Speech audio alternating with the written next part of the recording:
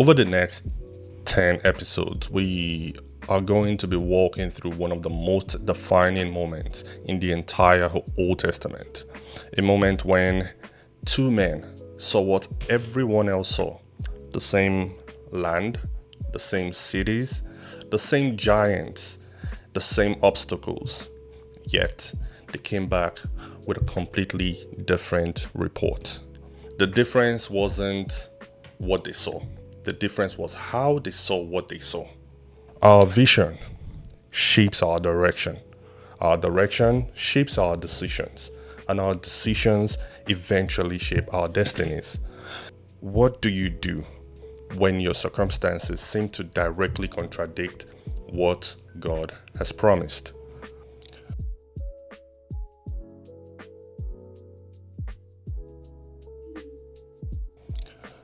There is a moment, most of us have had it, where you're standing in the middle, right in the middle of something God told you was coming. He said it, you heard it clearly, maybe you wrote it down and you believed it, and now you're looking at your situation. What you see doesn't seem to match what God said. Maybe the diagnosis came back wrong. The relationship did not recover. Maybe the door you expected didn't open. The promise that you received hasn't arrived yet. And now you're not sure if you misheard God or if God has simply gone quiet. What do you do in that moment when what you seem to see directly contradicts what God has promised? That question is where we'll begin today. Over the next 10 episodes, we are going to be walking through one of the most defining moments in the entire Old Testament. A moment when two men saw what everyone else saw: the same land, the same cities, the same giants, the same obstacles. Yet they came back with a completely different report. Not because they had better eyesight, but because they had better vision. Their names were Joshua and Caleb, and their story is a mirror for every one of us who has ever stood between a promise and the fulfillment of that promise, wondering why what we see doesn't match exactly what God has said. This episode is titled Learning to See Again, and the question driving everything that we'll be discussing here today is this: what do you do when your circumstances seem to directly contradict what God has promised? Let's dive right into it.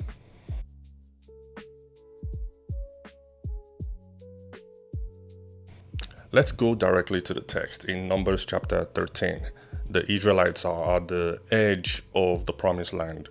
God has already told them that this land is yours. Go and take it.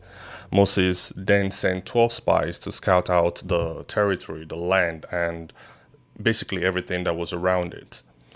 They were gone for 40 days. And when they returned, this is what happens. I'll read Numbers chapter 13, verse 27 to 33, and then chapter 14, verse 7 to 9. I'm reading from the New King James Version. It says this: Then they told them and said, We went to the land where you sent us. It truly flows with milk and honey, and this is the fruit. Nevertheless, the people who dwell in the land are strong. The cities are fortified and very large. Moreover, we saw the descendants of Anak there. But Caleb quieted the people before Moses and said, Let us go up at once and take possession, for we are well able to overcome it. But the men who had gone up with him said, We are not able to go up against the people, for they are stronger than we, and they gave the children of Israel a bad report, saying, The land through which we have gone to spy is a land that devours its inhabitants, and all the people whom we saw in it are men of great stature. There we saw the giants, and we were like grasshoppers in our own sight, so as we were in their sight. And then I'll jump to chapter 14, and read from verse 7 to 9. This was Joshua and Caleb's response. They said, "The land we passed through to spy out is an exceedingly good land. If the Lord delights in us, then he will bring us into this land and give it to us, a land which flows with milk and honey. Only do not rebel against the Lord, nor fear the people of the land, for they are our bread. Their protection has departed from them, and the Lord is with us. Do not fear them."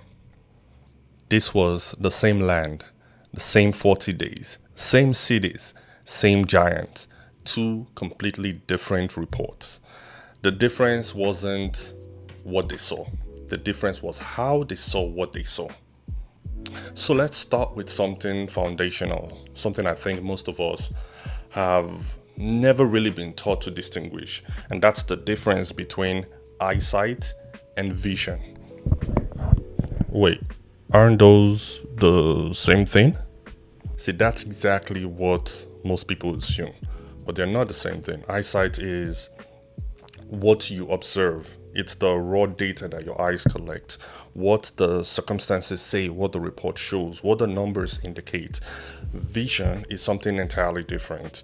It is how you interpret what you see in light of something that's beyond visible. Okay, so give me that in context of the story, because all 12 spies went to the same place, right? Exactly. All 12 spies had perfectly functioning eyesight. They all saw the same thing: fortified cities, the same giant, they walked the same terrain. But 10 of them came back and said, "We can't do this." 2 of them said, "We are able to do this." Same eyesight, 2 radically different visions. So what made the difference? What did Joshua and Caleb have that the other 10 did not? See, both groups were interpreting what they saw through different lenses. The 10 spies looked at the giants and they let the giants become the loudest thing in the room. Joshua and Caleb, on the other hand, they looked at the same giants and they kept God's promise to them as the loudest thing in the room. And here is why that matters a lot. Our vision shapes our direction. Our direction shapes our decisions, and our decisions eventually shape our destinies.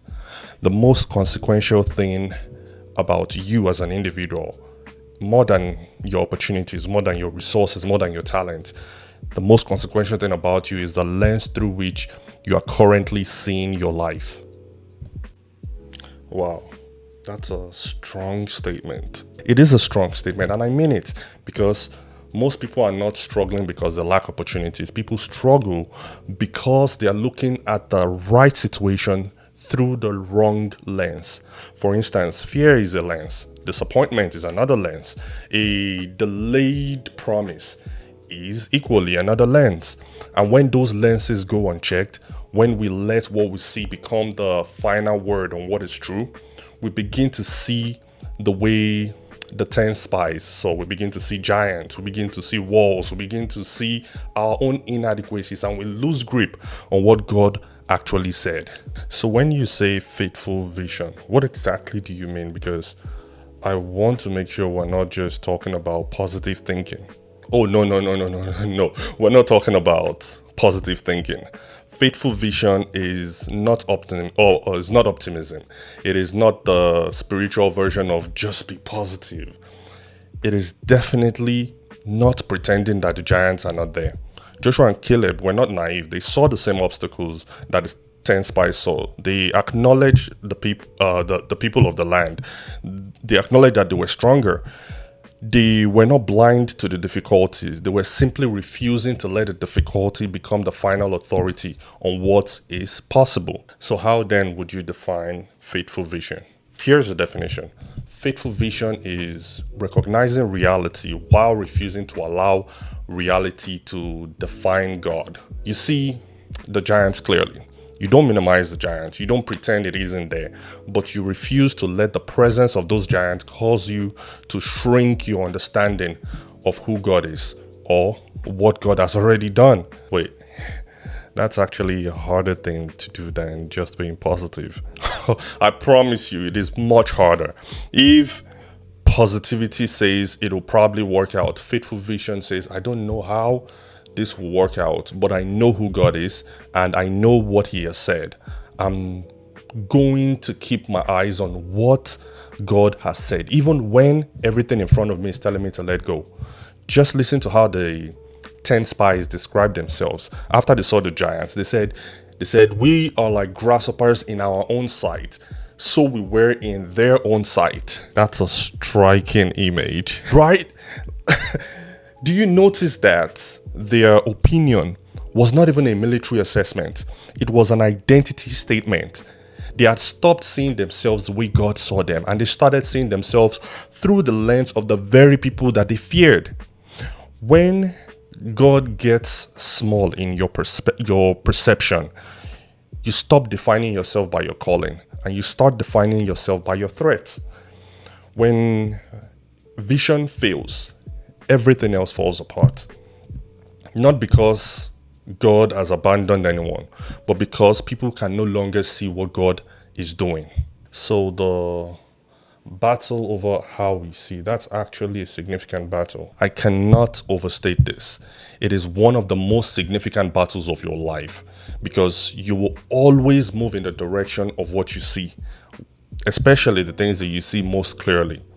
If you see your giants more clearly than God's promises, you'll retreat. If you see God's promises more clearly than you see your giants, you will advance. Joshua and Caleb, for instance, they advanced and an entire generation retreated. The only difference was their vision. Okay, but here's what I'm sitting with, right? If God has already promised them the land, why didn't He allow them to just go through? Why did He allow them go through a season where it looked like the promise might not happen? Why not just make it obvious? I think a lot of us are asking this same question, at least a version of it in our own lives. Why does God allow the season where what we seem to see directly contradicts what He said? Why allow the delay? Why allow the unanswered prayers? The moments where the promise feels farther than the problem, where the problem feels like it is too close. Exactly, because it seems like it would be a lot easier to trust God if He just kept making things obvious. Don't you think so? I would certainly like to think that for sure, but here's what I've come to understand. Faithful vision is not automatic. It has to be developed. The kind of vision that holds under pressure, the kind of vision that doesn't collapse when the report comes back bad, right? The kind of vision that can see past the giants to the God who is greater. That kind of vision is cultivated. It is built through a form of daily decision to interpret life through the lens of God's faithfulness rather than the pressures of the present circumstances. So are you saying, in essence, that the difficult seasons are actually serving a purpose? Of course, yes. The very season that feels like a contradiction is the season God is using to build something in you as an individual that cannot be built any other way. Think about what the Israelites had already seen. They had seen the 10 plagues in Egypt. They had seen the parting of the Red Sea. They had seen bread from the sky every morning. They saw water flow from a rock. They had watched God do extraordinary things, and they still wavered at the edge of the promised land. That is almost harder to believe, given everything that they had witnessed up until that point. Exactly. And the lesson here is this: seeing miracles does not automatically produce a faithful vision. Faithful vision is produced by something deeper, and it's what I would call a settled conviction about the character of God. Not just what He can do, but who He is. Not just what He has done, but whether His word is more reliable to you than the situation that you are currently looking at. Numbers 23 verse 19 perfectly captures everything that Joshua and Caleb understood about the character of God. And it says that God is not a man that He should lie, or the Son of Man that He should repent. Has He said it, and would He not do it? Has He spoken it, and will He not make it good? So the question being asked here is, if God said it, can you trust it? Exactly. And the implied answer is yes. He will do what He said He will do. Not maybe, not if the circumstances cooperate. He will do exactly what He said He would do. That is the foundation of faithful vision, not favorable circumstances, not everyone around you agreeing with you. Just this one conviction: God does not lie. What he has spoken will definitely come to pass. The question is not whether the promise is true. The question is whether you will keep your eyes on the one who made it, even when the evidence in front of you seems to point somewhere else. And it looks like Joshua and Caleb held that conviction for a long time, didn't they? It wasn't like the promise quickly came. They did for 40 years. Caleb waited 40 years. 40 years of watching his entire generation die in the wilderness. 40 years of carrying a promise that still hadn't landed. And this is the part that gets me every time I read this. At the end of those 40 years, in the book of Joshua chapter 14, the Bible says that at 80 years old, Caleb walks up to Joshua and says, "Give me this mountain." No bitterness, no complaint about how long it took. None. Just give me this mountain. The vision hadn't dimmed. The promise hadn't grown cold. 4 decades of waiting, and the conviction about God's character had not eroded. That is what faithful vision produces when it is sustained over time.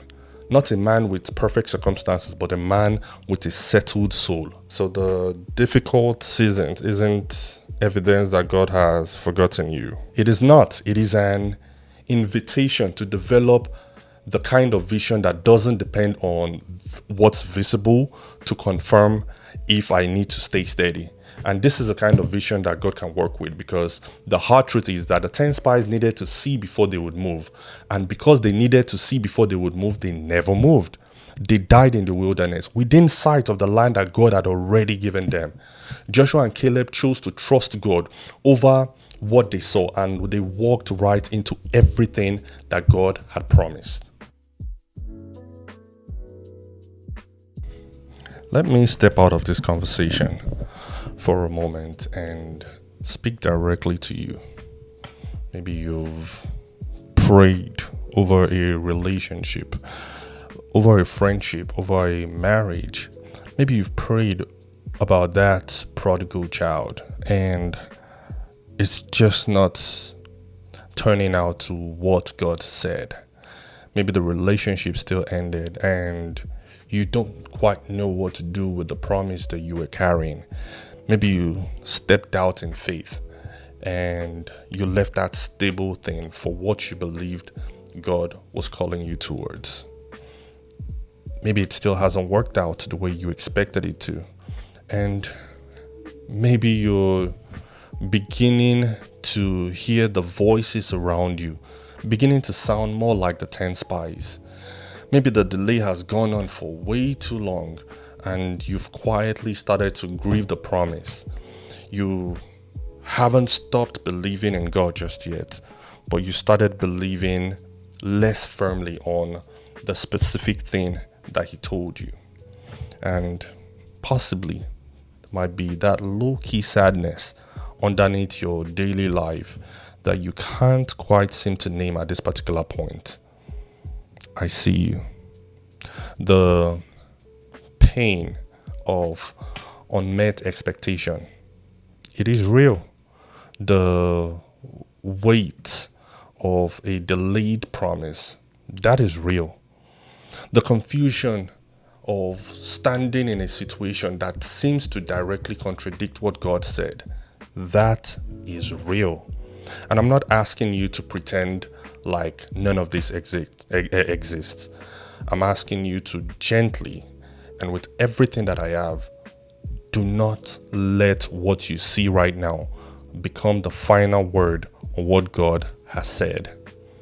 The 10 spies, they allowed the giant, they let the giants grow louder than the promise that God already gave them.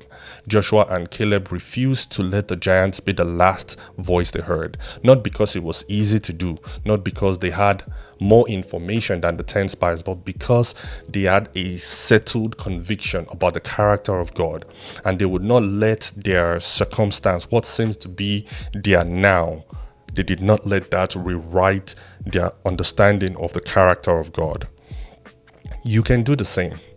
You can do the same, not by ignoring your pain or not by pretending the giants aren't real, but by making a decision to deliberately, day after day, sometimes moment by moment, deliberately keeping your eyes on the God who has made that promise rather than the obstacles that are standing in front of you, or maybe the obstacle between you and what God has promised. Here is a reflection question that I'd like to leave you to as we wrap up this episode. You can write it down if you want to. You can make note of it somewhere and come back to it as frequently as possible. Where has fear or disappointment quietly reshaped the way you see God and His promises over your life? Don't rush past that. Be honest with it. See, the starting point for faithful vision is not courage, it is honesty. The willingness to say that I have been seen through a wrong lens and I want to learn to see again. It is honesty about what you are experiencing in this moment, not ignoring it, but acknowledging that it is there, but also that the character of God never changes. If this landed for you, I would like you to do two things. Number one, sit with that reflection question for as long as you want to. Sit with it. Where has fear or disappointment quietly reshaped the way I see God's promise over my life? Don't rush past it. Think about it, meditate on it, and make notes of the things that the Holy Spirit begins to reveal to you. And number two, share this episode with someone you know needs it. You already know who comes to mind. Share it with them. That is you learning to see again. On the next episode, we're going to be getting very practical. What does faithful vision look like in the middle of a real situation? How do you hold God's promise when the giants seem to be standing right in front of you? How do you continue to hold on to what God has said? That's where we're going next, and I think you'll find it both honest and grounded. Thank you for joining me on this episode, and see you next time. Take care.